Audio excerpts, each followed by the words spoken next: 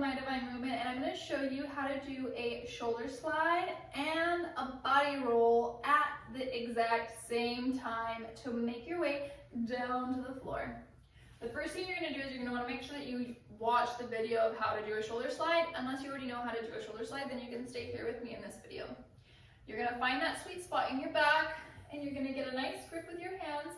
Both hands up, one hand down, one hand up, no hands, whatever feels best for you. You are going to make sure you know how to do a body roll, right? Chest, belly, hips, down. Chest, belly, hips, down. With the motion of slowly sliding down in our shoulder, we are going to incorporate that body roll. So I get ready in my position that feels best for me, and I arch, and I slide down a little bit, and I roll. And I arch, and I slide down a little bit, and I roll. Arch, slide down a little bit, and roll. Up, and down, up, until I come all the way to the floor. You can even continue body rolling on the floor. Oh, so good. I'm going to show you again from a slightly different angle.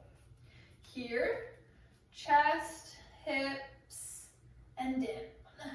Chest, hips, down. Chest, hips, down. I can even put my hand down to the floor to help guide me, and come down to the ground. And you can make this as big or as little as you want, right? I can go for super big body rolls. I can also go for little tiny body rolls as I slide down to the floor. Yeah. It's really what feels best for you, what works best for you, and your music choice. Ooh, ooh. That's how you do a shoulder slide, body roll, and down to the ground. Bye.